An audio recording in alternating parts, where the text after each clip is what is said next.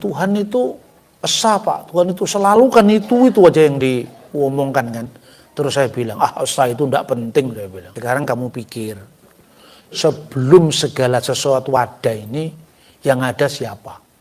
Ya Tuhan Pak. Nah, dan berarti Tuhan waktu itu dengan siapa?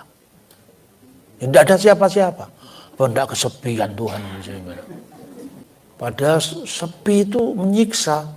Berarti di dalam diri Tuhan itu ada sesuatu yang saling berkomunikasi tanpa tergantung dengan yang lain. Saya mengajak orang tidak hanya berbicara Tuhan dalam konteks ruang waktu, tapi melampaui ruang, melampaui waktu.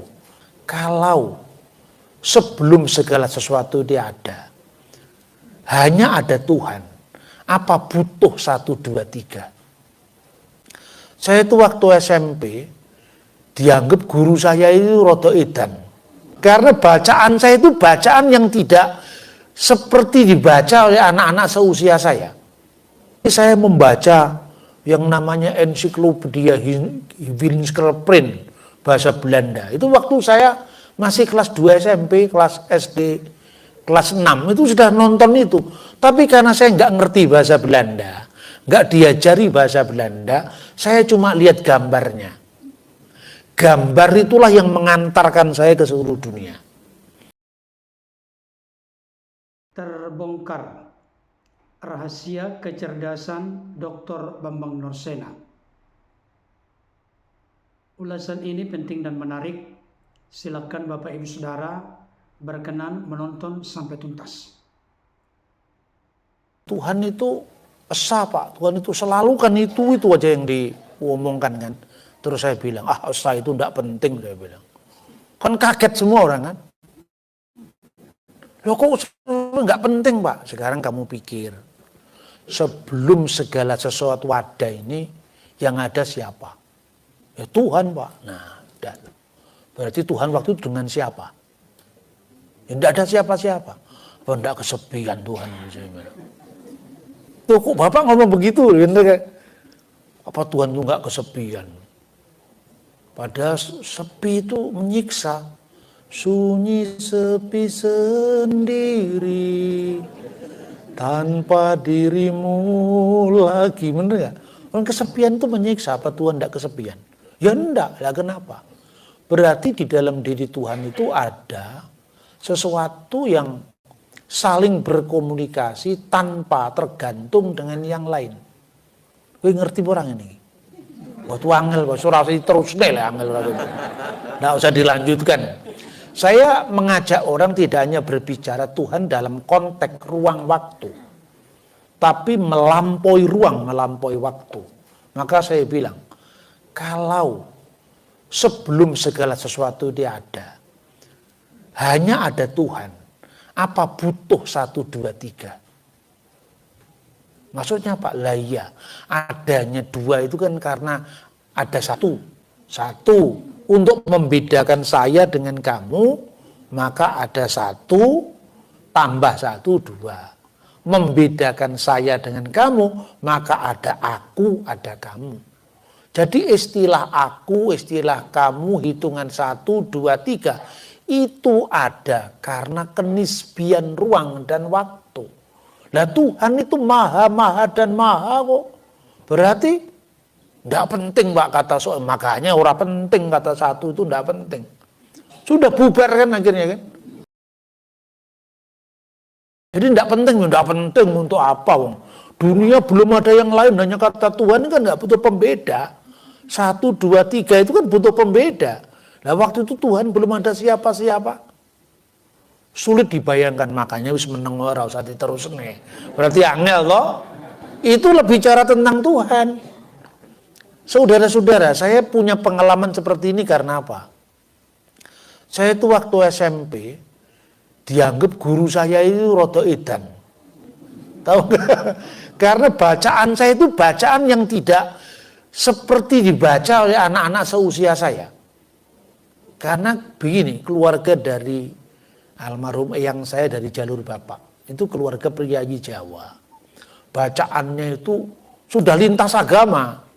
Tapi keluarga saya itu keluarga agama, mungkin lah, satu agama saja. Itu menjadi penyeimbang. Jadi saya membaca yang namanya ensiklopedia Winkelprint bahasa Belanda. Itu waktu saya masih kelas 2 SMP, kelas SD, kelas 6 itu sudah nonton itu. Tapi karena saya nggak ngerti bahasa Belanda, nggak diajari bahasa Belanda, saya cuma lihat gambarnya. Gambar itulah yang mengantarkan saya ke seluruh dunia. Saya mengerti kincir angin di Rotterdam dari gambarnya. Saya lihat kota Aleppo di Syria karena gambarnya tinggal huruf A. Itu cari di situ gambarnya karena nggak ngerti bahasa Belanda.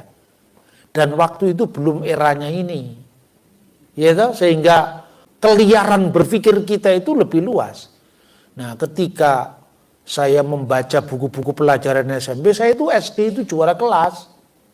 SMP kelas 1 masih juara. Kelas 2 sudah nggak juara lagi. Karena bacaan saya bukan bacaan pelajaran. Bacaan yang tidak ada di pelajaran. Salah satu yang saya baca itu saya masih ingat.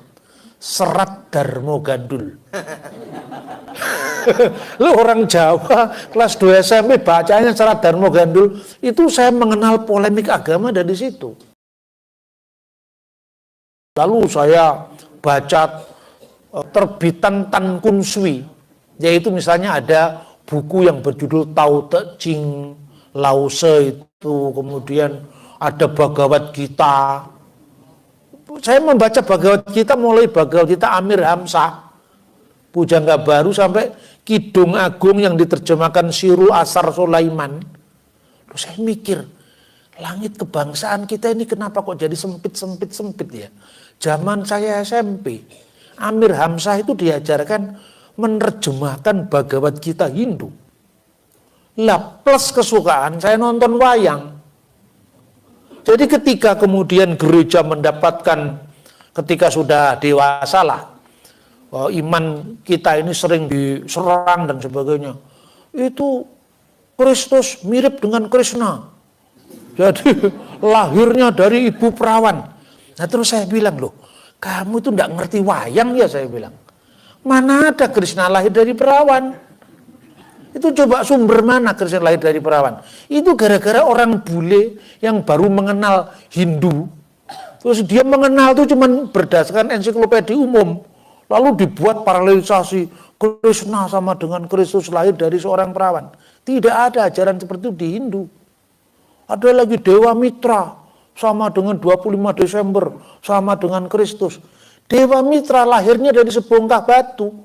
Saya belajar mitologi itu lewat saya waktu masih SMP SMA itu. Terus saya melihat Krishna, apalagi saya suka dalang kan. Jadi ketika saya membaca buku yang diterjemahkan dalam bahasa Indonesia itu, pokoknya Kristen itu jiplakan dari agama-agama pagan itu kira-kira. Terus saya bilang, coba kamu cari literatur mana yang mengatakan Krishna lahir dari perawan. Tak bayar 1 juta. Kan orang kaget kan? Ini komunikasi yang menghentak sebetulnya.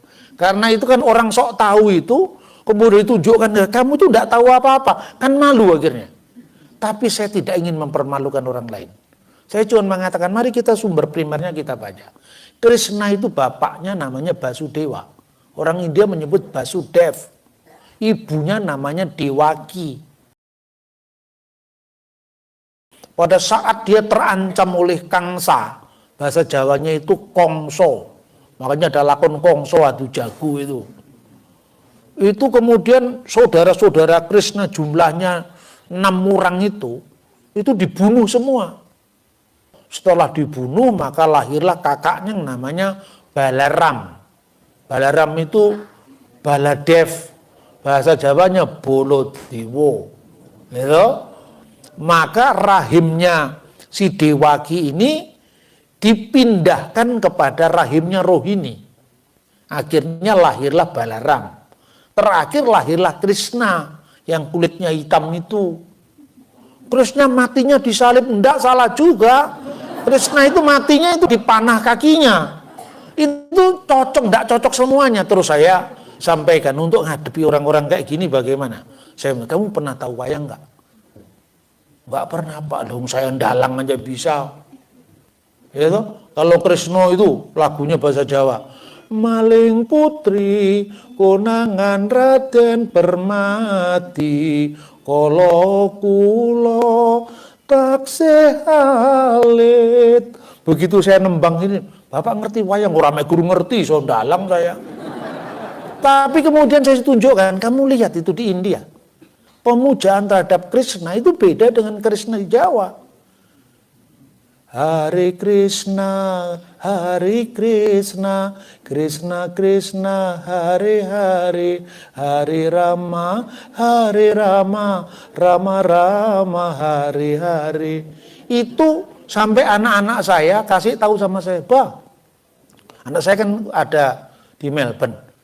Saya makan di mana kamu?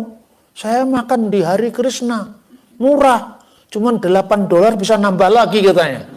Itu menunya apa? Itu menu kesukaannya Krishna. Krishna dalam cerita India itu, saya rangkai mulai penghayatan tentang Krishna, wayang Krishna, Krishna di Thailand saya baca. Akhirnya orang nanya tentang Yesus lahir dari perawan seperti Krishna. Tidak ngomong lagi. Itu caranya untuk menuntaskan pekerjaan dalam waktu yang sesingkat-singkatnya. Jadi orang kita buat minder duluan sebelum dia nanya. Sebab orang sombong begini nih terus menerus terbit, beredar terus menerus. Jengkel juga saya. Oh, suwi-suwi kan yo kesel aku ditakoni, termasuk tentang Tritunggal. Tuhan kok 3 dan sebagainya. Terus saya bilang, 1 tambah 1 tambah 1 kok 3. Yang nyuruh nambahkan siapa? Coba kamu kalikan. 1 kali 1 kali, ya tetap 1 saya bilang. Terus kemudian yang kamu tambahkan tuh yang terhingga. Kalau terhingga ya melahirkan keterhinggaan yang baru. Coba tak terhingga sekalipun kamu tambahlah tak terhingga, tambahlah tetap tak terhingga. Lah Tuhan itu wilayah terhingga atau tak terhingga? Tak terhingga ya jelas metodologinya kamu keliru. Jadi angka Maha Esa tidak terlalu penting gitu kan. Orang kan kaget-kaget itu kan. Jadi itu counter isu sebetulnya. Yang saya lakukan ini bukan saya mau egoisme agama kita paling enggak, saya tidak mengatakan itu. Tapi artinya apa? Kalau rajutan Bhinneka Tunggal Ika itu kita pertahankan dengan segala macam kekayaannya, maka siapapun sejahtera. Kata Bung Karno, sentosaka engkau dengan pilihanmu masing-masing. Itu di gereja dia ngomong begitu. Nah itu loh saudara-saudara. Soal kemudian kita percaya kamu memilih Kristus, memilih Buddhisme, itu anugerah. Katanya kalau orang Sen itu Roh Kudus, rahmat, kasih karunia dari Roh Kudus. Katanya orang Islam itu hidayah. Tapi tidak usahlah kamu terlalu kemudian mengintervensi orang lain. Kadang-kadang orang, kapan Pak Bambang dapat hidayah? Terus saya jawab, hidayah itu istrinya orang. Kalau saya ganggu dia kan juga gak enak itu. Bener gak? Hal-hal yang sifatnya terlalu serius itu jangan terlalu kemudian kita sama-sama ekstrimnya. Tidak diragukan sedikit pun. Dr. Bambang Norsena adalah seorang pemikir Kristen yang sangat menonjol dalam konteks Indonesia. Hal itu sudah mendapatkan pengakuan atau kesaksian testimoni dari banyak orang. Ada banyak apologet yang tumbuh akhir-akhir ini. Kalau kita mencoba memperhatikan ulasan dan pembahasan mereka, sekaligus pengakuan mereka bahwa ternyata mereka banyak belajar, baik secara tatap muka langsung dimuridkan maupun melalui materi-materi pembahasan dari Dr. Bambang Norsena yang sudah tersebar luas di media sosial, khususnya di YouTube. Saudara yang dikasihi oleh Tuhan, kepakaran Dr. Bambang Nursena terkait dengan Alkitab, baik itu hermeneutika Alkitab maupun ditinjau dari sudut historisitas atau kesejarahannya. Beliau juga adalah seorang yang aktif belajar arkeologi, khususnya arkeologi Alkitab. Beliau juga menguasai bahasa Ibrani, Yunani, bahasa Inggris, bahasa Indonesia, bahasa Jawa, bahasa Arab, termasuk juga memahami bahasa Arab, dan ada beberapa bahasa lain. Jadi ketika beliau membuat ulasan tentang satu pembahasan, beliau pasti mengupasnya secara tuntas dan mendalam. Atas dasar itulah banyak apologet yang menjadikan pemikiran ulasan pembahasan Dr. Bambang Nursena menjadi referensi dalam berapologet atau mempertanggungjawabkan iman kekristenan kepada orang-orang di luar kekristenan. Oleh karena itu tidak bisa dipungkiri dampak atau pengaruh dari Dr. Bambang Nursena di dalam konteks memahami Alkitab yang seringkali disalah mengerti, disalah pahami oleh saudara-saudara kami dari luar kekristenan. Beliau bisa membuat ulasan dan pembahasan yang begitu jelas dengan bahasa yang mudah dimengerti. Tetapi memang saya jujur berkata, ada banyak ulasan-ulasan atau pembahasan beliau yang belum bisa kita tampung karena begitu luas dan mendalam.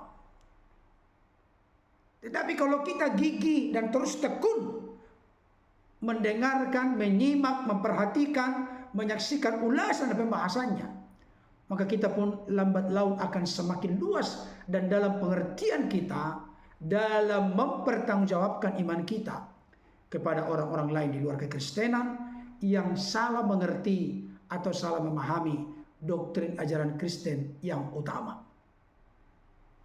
Ternyata dari pembahasan beliau di video yang sudah saya tunjukkan tadi jelas terlihat beliau adalah seorang yang cerdas. Bahkan beliau mengaku selama SD beliau tetap juara 1. Masuk SMP kelas 1 masih juara 1. Tapi masuk kelas 2 beliau tidak lagi juara. Oleh karena apa? Oleh karena bacaan-bacaannya adalah bacaan-bacaan yang jarang dibaca oleh orang-orang yang seumur dengannya. Bacaannya sudah mendalam. Hal itulah yang menyebabkan beliau memiliki wawasan atau ilmu pengetahuan yang luas. Karena sejak SMP sudah memiliki bacaan-bacaan yang berat-berat dalam konteks umur yang dimiliki oleh beliau. Saya teringat dengan pernyataan seorang profesor. Barang siapa yang terus belajar, maka dia sebenarnya semakin banyak tidak tahu, tetapi makin banyak yang tahu. Tapi barang siapa berhenti belajar, maka dia sedang memulai pembodohan atau kebodohan dalam dirinya. Jadi beliau sekian puluh tahun di dalam umur yang Tuhan percayakan dan karuniakan tidak pernah berhenti belajar, dan hidupnya, pemikirannya, pendapatnya yang memiliki akurasi yang sangat luar biasa menjadi pegangan dan referensi bagi banyak orang Kristen. Dan yang sangat luar biasa, beliau juga dipakai berkhotbah atau mengajar di berbagai sinode yang ada di Indonesia. Apakah itu Ortodoks, Protestan, Katolik. Oleh karena itu, satu aplikasi praktis bagi kita, jangan pernah berhenti belajar selama kita hidup. Dan mari kita ingatkan kepada anak-anak kita, supaya mereka juga memiliki kesukaan untuk belajar dari sejak dini. Karena kalau demikian, hal itu menjadi sebuah habit dan kebiasaan baginya di masa dia makin bertumbuh, remaja, pemuda-pemudi, bahkan dewasa, bahkan selama hidupnya.